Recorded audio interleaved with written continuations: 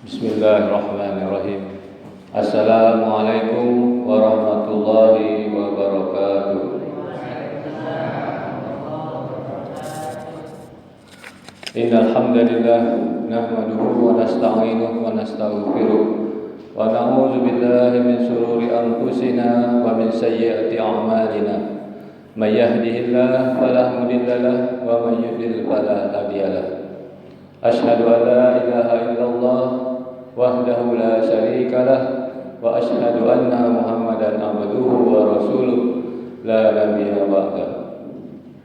Faqala Allah ta'ala fil Qur'anil Karim, a'udzu billahi minasyaitonir rajim. Bismillahirrahmanirrahim. Ya ayyuhalladzina amanu taqullaha haqqa tuqatih wa la tamutunna illa wa antum muslimun. Hai orang-orang yang beriman, bertakwalah kepada Allah dengan sebenar-benar takwa, dan janganlah kalian mati kecuali dalam keadaan beragama Islam. Puji dan syukur kita panjatkan kehadiran Allah Subhanahu wa taala. Allah lah yang telah memberi kita nikmat Islam, nikmat iman, nikmat kesehatan dan nikmat kesempatan, sehingga pada hari ini kita dapat menjalankan ibadah puasa pada siang hari, dan pada malam harinya kita dapat menjalankan ibadah salat tarawih berjamaah. Rasulullah sallallahu alaihi wasallam bersabda, "Man shoma Ramadhana imanan wa ihtisaban, ghufira lahu ma taqaddama min dzambi." Barang siapa yang berpuasa di bulan Ramadan dengan dasar iman dan hanya mengharap pahala dari Allah Subhanahu wa taala, maka diampunilah dosa-dosanya yang telah lalu. Tetapi dosa-dosa yang telah lalu yang diampuni Allah adalah dosa-dosa kecil. Untuk dosa-dosa besar itu tidak diampuni oleh Allah sebelum kita bertaubat kepada Allah dengan taubatan nasuha. Salam dan salawat kepada baginda Rasulullah sallallahu alaihi wasallam. Allahumma shalli ala Muhammad wa ala ali Muhammad. Assalamualaikum ya Rasulullah. Semoga kita senantiasa istiqomah dalam menjalankan sunnah-sunnah baginda Rasulullah. Karena Rasulullah bersabda, "Man ahya sunnati faqad ahabbani wa man ahabbani kana mahya fil jannah." Barang siapa yang menghidupkan sunnahku, maka aku akan mencintainya, dan jika dia mencintaiku, maka dia akan bersamaku di surganya Allah Subhanahu wa taala. Bapak dan Ibu yang dirahmati Allah Subhanahu wa taala. Alhamdulillah, pada malam hari ini kita telah memasuki malam ke-23 bulan Ramadan. Tanpa terasa bulan Ramadan ini sudah di penghujung, dan 7 hari lagi Ramadan akan meninggalkan kita. Rasulullah SAW pada akhir-akhir Ramadan justru memperbanyak ibadah kepada Allah Subhanahu wa taala dengan melakukan iktikaf, memperbanyak doa dan mohon ampunan kepada Allah serta mengharapkan malam Lailatul Qadar. Bagaimana dengan kita? Kita semakin mendekati akhir Ramadan, maka masjid semakin sepi dan mal semakin ramai. Semoga di sisa-sisa Ramadan ini kita bisa memperbanyak ibadah kita kepada Allah, dan semoga kita mendapatkan malam Lailatul Qadar. Bapak yang dan Ibu yang dirahmati Allah Subhanahu wa taala. Judul ceramah kita pada malam hari ini yang telah ditetapkan oleh MDI Kota Pekanbaru adalah menyantuni fakir miskin. Salah satu hikmah disyariatkan kita berpuasa agar kita bisa langsung merasakan lapar dan dahaga pada siang hari. Karena boleh jadi ada saudara-saudara kita yang kesulitan untuk mendapatkan makanan dan minuman sepanjang hari, sementara kita hanya pada bulan Ramadan ini. Kenapa Allah menyuruh kita berpuasa?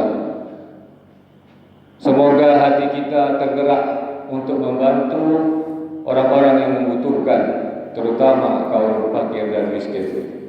Karena Allah Subhanahu wa taala berfirman di dalam surat Al-Baqarah ayat 267, "Ya ayyuhalladzina amanu anfiqu min thayyibati ma kasabtum wa mimma akhrajna lakum minal ardh." Hai orang-orang yang beriman, maka nafkahkanlah di jalan Allah sebagian dari usaha-usaha kamu yang baik dan sebagian yang kami keluarkan dari bumi untuk kamu, kata Allah. Allah memerintahkan kepada kita untuk kita menafkahi orang-orang susah, fakir dan miskin. Kenapa demikian? Karena di dalam harta kita itu tidak hanya punya kita, walaupun kita yang mendapatkan harta itu dengan kita bekerja, dengan jerih payah kita, dengan kita berusaha. Karena sesungguhnya di dalam harta kita itu ada hak orang miskin. Sebagaimana dikatakan Allah di dalam surat Az-Zariyat, "Wa fi amwalihim haqqul lisa'i liwal mahrum." Ada hak-hak fakir miskin, ada hak orang miskin yang meminta, dan ada hak orang miskin yang tidak mendapatkan bagian. Bapak Ibu yang dirahmati Allah Subhanahu wa taala. Oleh karena itu kita harus meyakini bahwasanya harta yang kita miliki itu adalah titipan dari Allah Subhanahu wa taala. Walaupun kita mendapatkannya dengan kita bekerja, tetapi kalau Allah tidak memberinya, kita tidak akan mendapat harta tersebut. Dan kita sebagai orang yang bertakwa kepada Allah, maka kita harus meyakini bahwa harta itu adalah harta titipan yang diberikan Allah kepada kita. Artinya itu adalah harta Allah. Karena harta Allah, maka berlakulah hukum-hukum Allah atas harta kita. Dan Allah mengatakan, kalau kita tidak mengikuti perintah Allah, tidak mengikuti apa yang dikatakan Allah untuk menafkahi fakir miskin, maka kita dikatakan sebagai pendusta agama. Ara'aital ladzi yukadzibu biddin? Tahukah kamu siapakah pendusta agama itu? Fadzalika alladzi yad'u yatim, yaitu mereka yang menghadi anak yatim, wala yahuddu ala ta'amil miskin, dan mereka yang tidak memberi makan kepada orang miskin. Jadi kalau kita punya harta, kita tidak menafkahi kepada fakir miskin, tidak menyantuni fakir miskin, maka kita digolongkan Allah sebagai pendusta agama.